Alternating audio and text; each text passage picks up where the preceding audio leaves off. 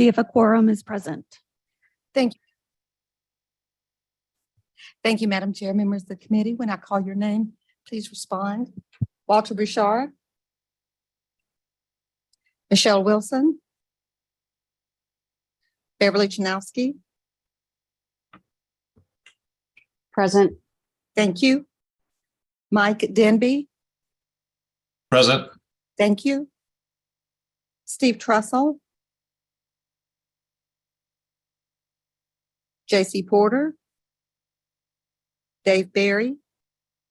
Danae Pressler. Present. Thank you. Robert Vondenacker. John Sherrill. Present. Thank you. Derek Castaneda.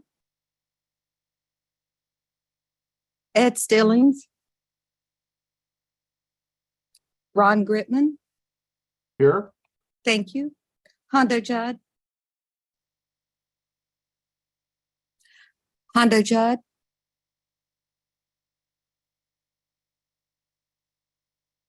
Israel Garcia.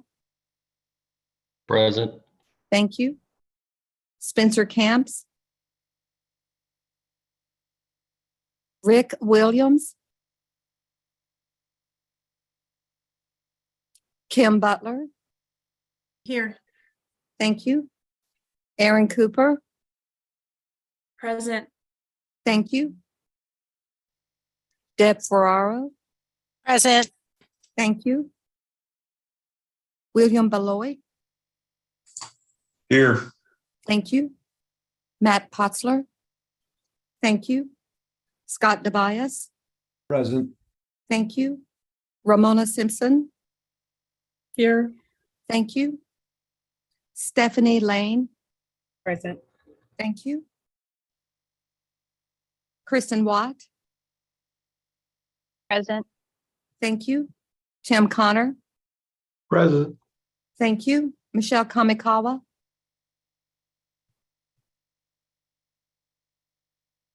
Jonathan Fudge.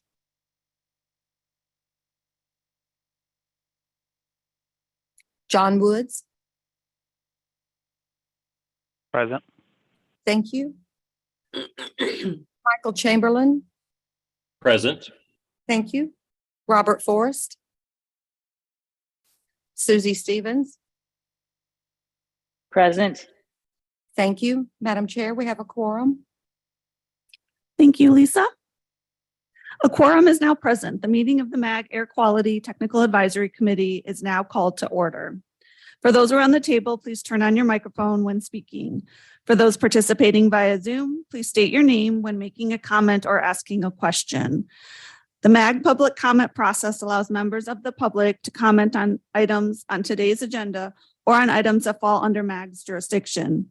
If you would like to comment at today's meeting, please fill out a white request to speak card located on the information table in the back of the room and give it to MAG staff. If you parked in the garage, parking validators are available at the back of the room. And if you purchased a transit ticket to come to the meeting, please see staff for a ticket. Hearing assisted devices are available from MAG staff. Our next item is a call to the audience. This is the opportunity for the public to comment on items that fall under MAG's jurisdiction that are not on the agenda or that are on the agenda for discussion and not for action. 15 minutes will be provided for the call to the audience agenda item unless the committee requests an exception to this limit. I have not received any request to speak cards for this particular agenda item. MAG also provides the opportunity for members of the public to submit written comments via the MAG website 1 hour prior to the meeting. Staff, do we have any written comments for this item? Madam Chair, as of today, no written comments have been received. Thank you. Moving on to agenda item number 3, it's the approval of the January 26, 2023 meeting minutes. Is there any discussion on the minutes?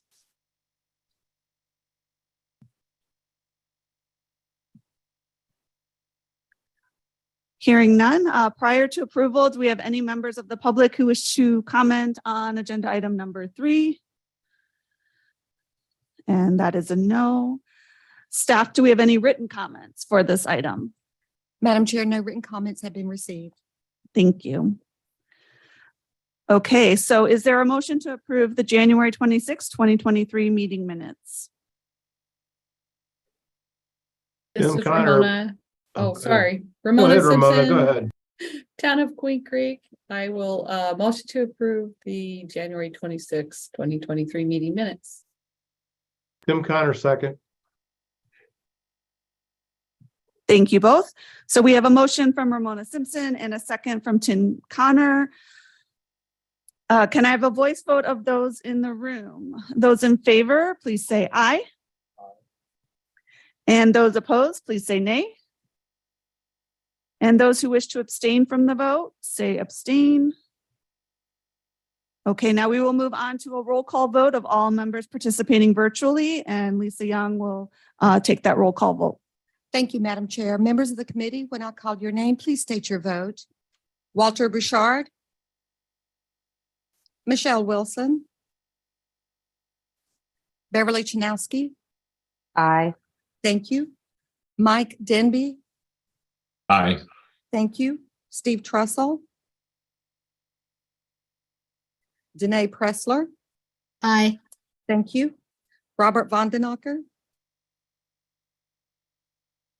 John Sherrill. Aye. Thank you. Derek Castaneda. Aye. Thank you. Ron Gritman. Aye. Thank you. Hondo Judd. Aye. Thank you. Israel Garcia. Aye. Thank you. Spencer Camps. Rick Williams. Kim Butler. Aye. Thank you. Aaron Cooper. Aye. Thank you. Deb Ferraro. Aye. Thank you. William Beloit. Aye. Thank you. Scott DeBias. Aye. Thank you. Ramona Simpson. Aye. Thank you. Stephanie Lane. Aye. Thank you. Kristen Watt. Aye. Thank you. Tim Connor. Aye. Thank you. Michelle Kamikawa. Jonathan Fudge. Aye. Thank you. John Woods.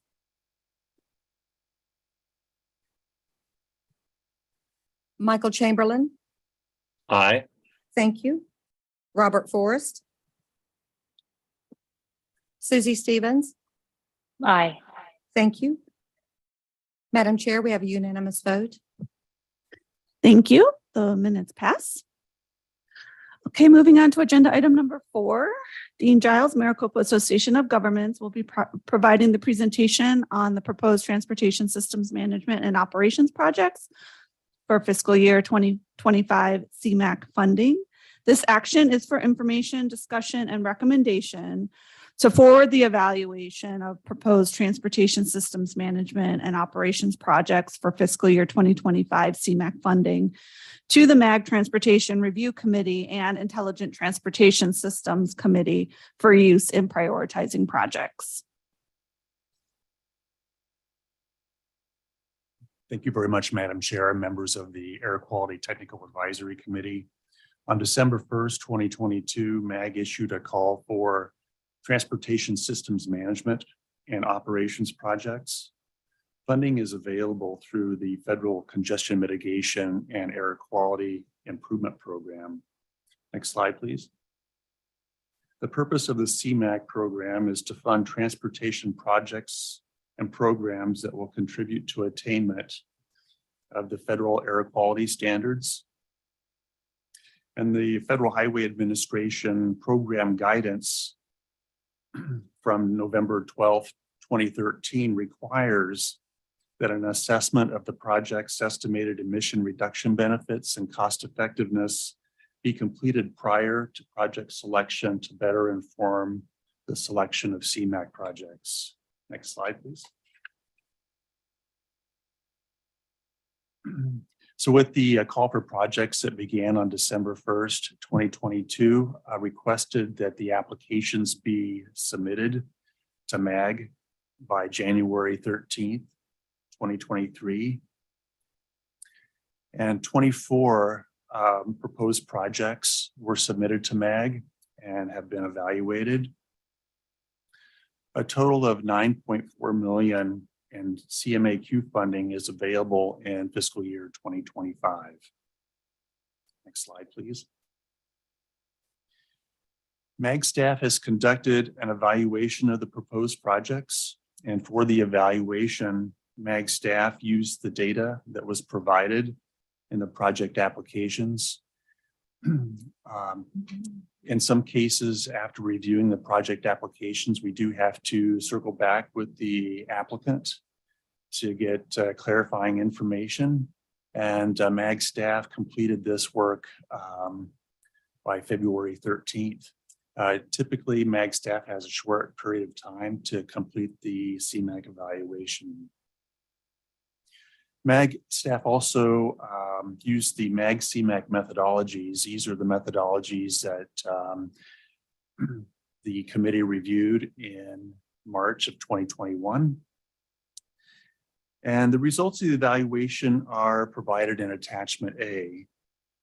And so in attachment A, you can see the project description and location, the type of work, and the emission reductions. The estimated emission reductions are provided by VOCs, volatile organic compounds, nitrogen oxides, and PM10. These are weighted emission reductions. Next, you'll see the cost effectiveness in the shaded column. This is the CMAQ dollars per metric ton of pollution reduced for each project. And then finally, the CMAQ funds requested.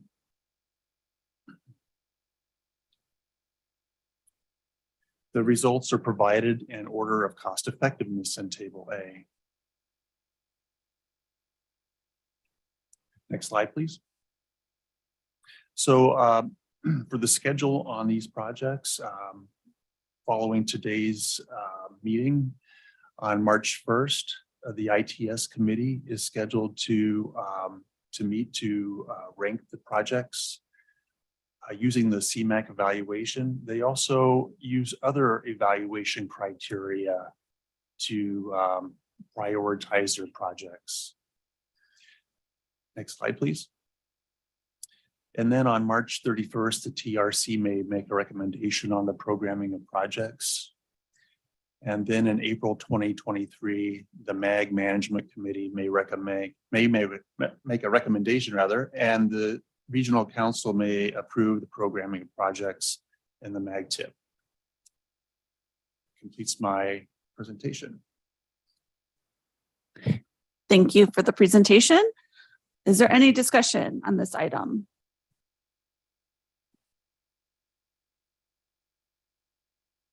Okay, before I get a motion, do we have any members of the public who wish to comment on agenda item 4? That's a no. So staff, do we have any written comments for this item? Madam Chair, as of today, we have not received any written comments. Okay, thank you. So can I get a motion to recommend to forward the evaluation of proposed transportation systems management and operations projects for fiscal year 2025 CMAQ funding to the MAG Transportation Review Committee and Intelligent Transportation Systems Committee for use in prioritizing projects?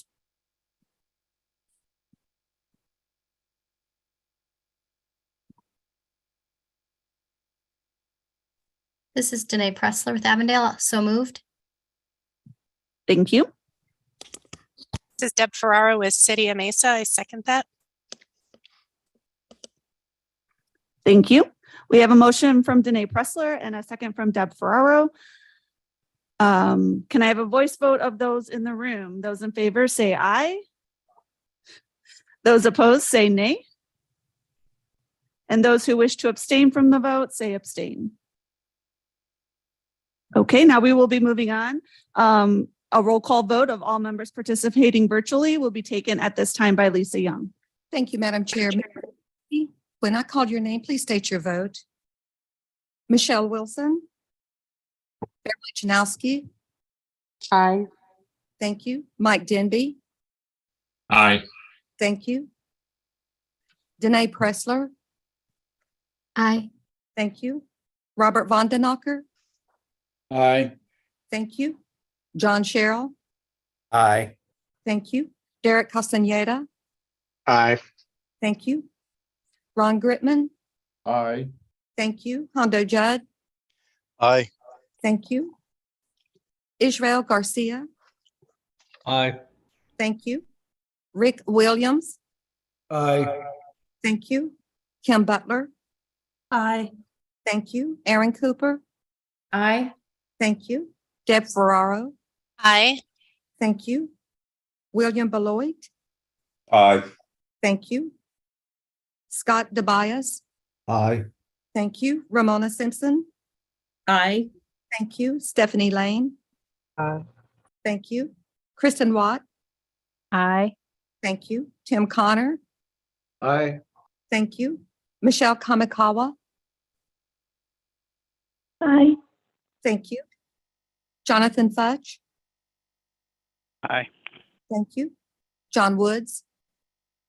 Aye. Thank you. Michael Chamberlain. Aye. Thank you. Susie Stevens.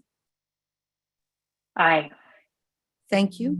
Madam Chair, we have a unanimous vote. Thank you. That motion passes. Okay, agenda item number 5 is the anti-idling campaign. The presentation will be by Lucette Ramirez of Maricopa County Air Quality Department.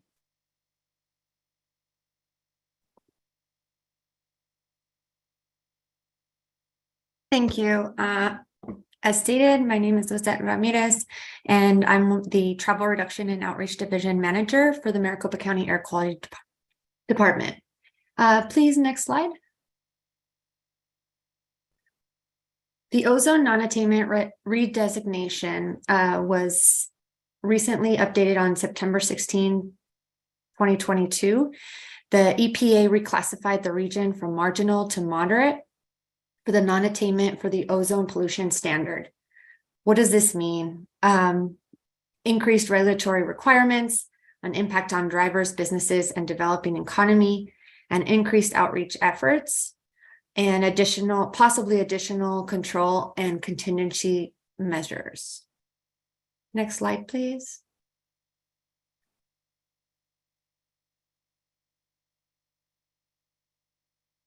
Vehicle emissions emit NOx, which contribute to the formation of ozone. The average daily emissions in Maricopa County for NOx is 3.5 tons per day, which is a significant amount. And we ask, where is all this idling taking place?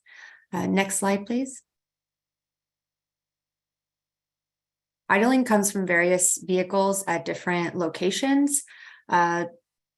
As you'll see from the images, it comes from schools, pickup and drop-off areas, waiting in long drive-through lines. This could be fast food, pharmacy, anything with a drive-through line.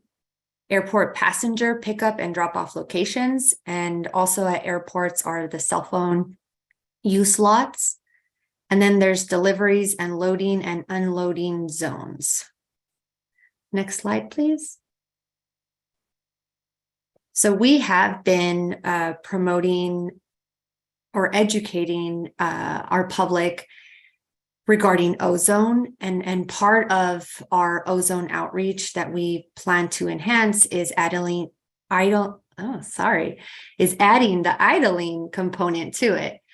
So right now we currently have an education outreach program, and the program focuses on changing the minds of children and educating them on not just ozone, but any pollution that is caused in Maricopa County, in hopes that by the time they are at a driving age, that they can make the right choices. And as part of the education program, we have a problem-based learning project for students where they are able to find anti-idling solutions for their own school. And this can be done either through the PTA or a school club. So this is going on right now. And we also have a component, our ozone campaign, Commit to One Day. And this is a campaign that's run mainly through the summer months and will now include a component of idling.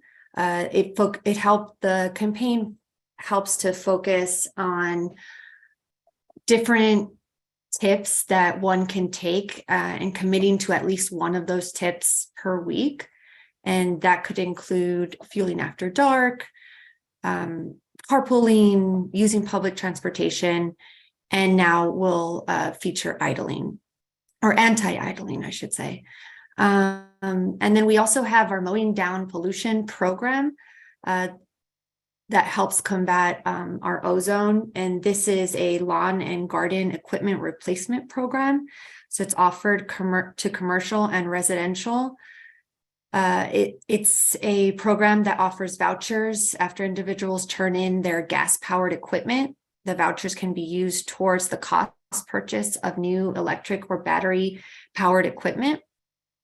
And then we have our travel reduction program, which is a state mandated program for businesses with sites of 50 or more employees, with the goal to reduce single occupant vehicle or SOV trips and or miles.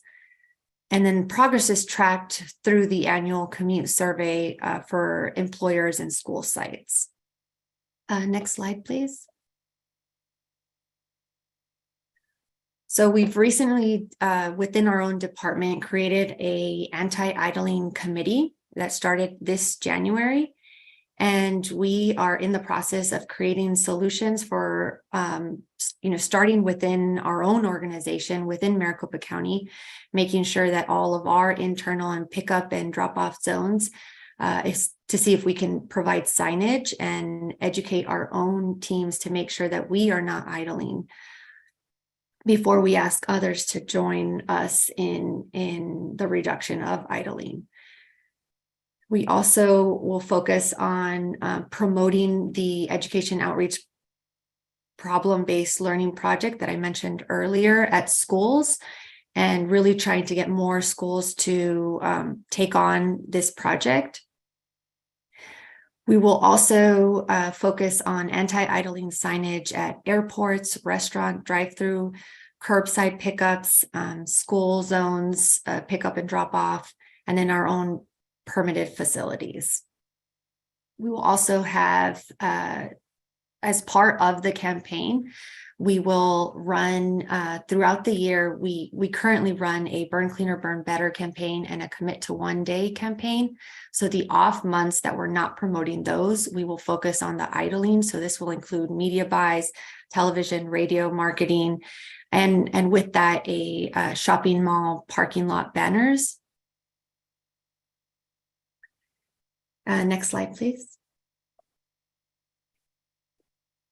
And then our biggest component will be, creating these partnerships for collaboration to identify frequent idling zones, provide anti-idling education to government agencies, employees, and staff, and then sharing campaign collateral, newsletters, water bills, and other publications, and with our ultimate goal of having community participation.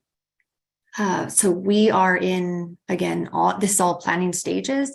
So if anyone has any ideas or anything that they would like to or would like to assist with, please feel free to reach out to myself or anyone in Maricopa County Air Quality Department, and they'll get that message to me. And next slide, please.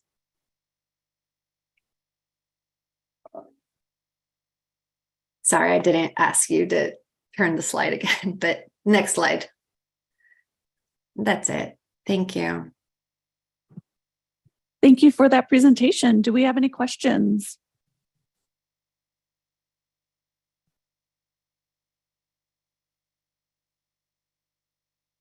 Okay, thank you. Madam Chair, that's Mona.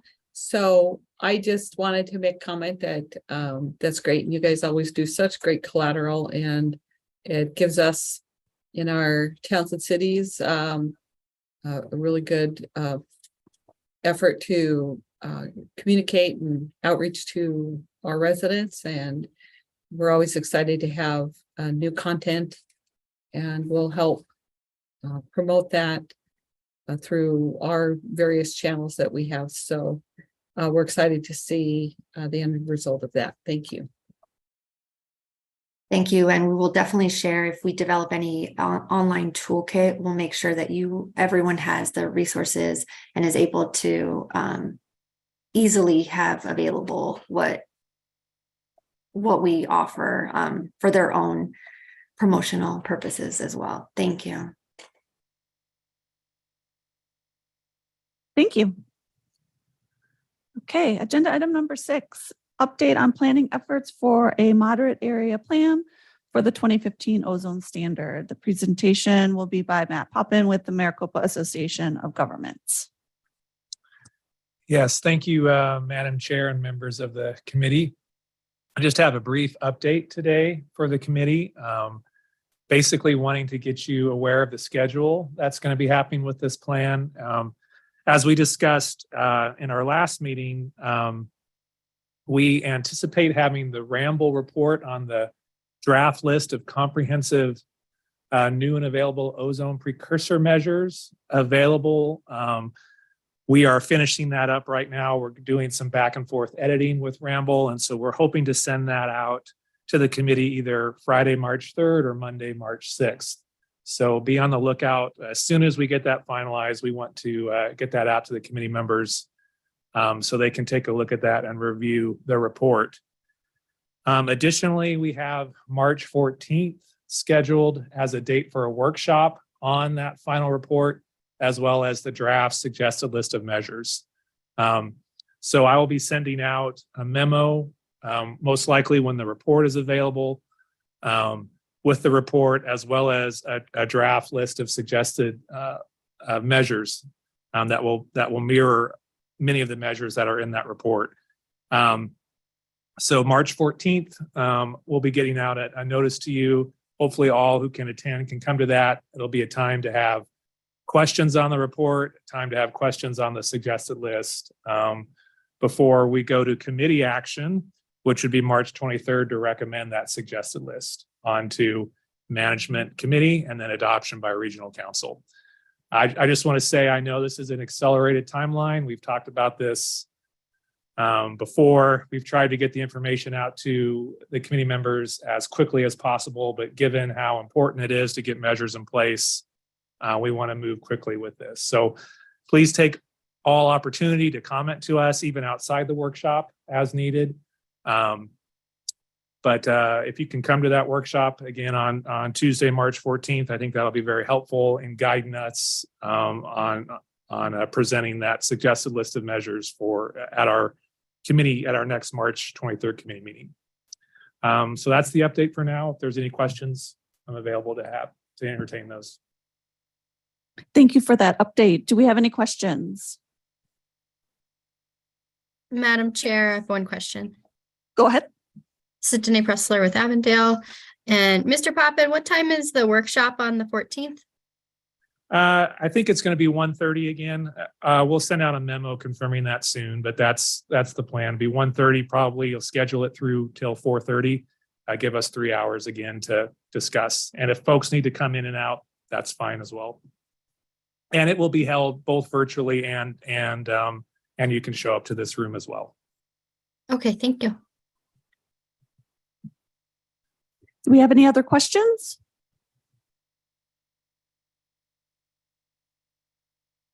Okay, we'll look forward to the Ramble report and the workshop on the 14th. Okay, agenda item number 7 is the EPA proposed finding of failure to attain the PM10 standard in the West Pinal County non-attainment area. This presentation will be by Matt Poppin with the Maricopa Association of Governments. Thank you, Madam Chair. I'm actually going to have Tim Franquist talk about this item. Thank you, Madam Chair. We kind of made a last minute switch there, but kind of a good news, bad news story. If the committee remembers, in spring of last year, we submitted a serious non-attainment PM10 plan for that portion of Pinell County that was non-attainment. Unfortunately, due to some technical issues, we weren't able to get an extension of the attainment date. So we just recently got notification from the EPA that they are going to give us a finding of failure to attain. The good news portion of that is we believe we can salvage almost all, if not all, the existing plan, in particular, the actual control measures. I think those are some of the more complicated issues that go along with this SIP. Pinell County should have working rules in place by spring, early summer, again, reducing emissions. So we think this looks more like a repackaging of the SIP. We shouldn't have to identify too many more control measures, if any. So I think that's the good news story there.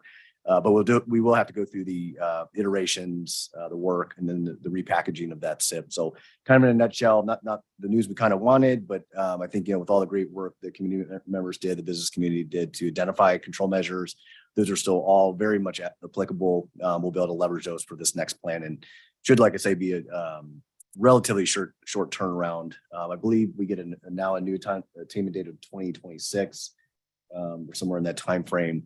But we got Matt here who can answer some technical questions, but we just wanted to make sure the community understood that we will be working on that in the upcoming months.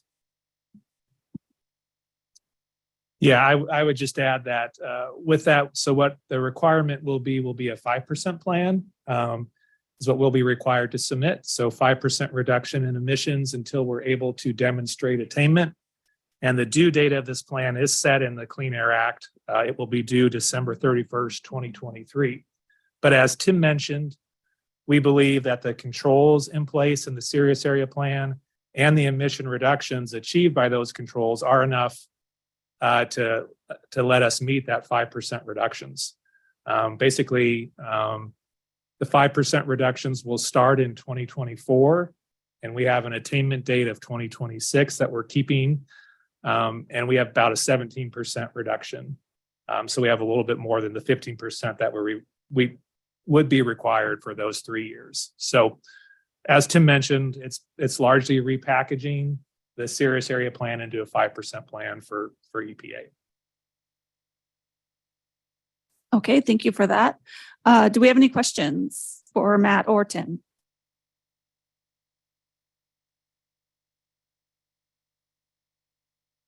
Okay, thank you very much. Agenda item number 8 is a request for future agenda items. Are there any requests by membership for an item on a future agenda?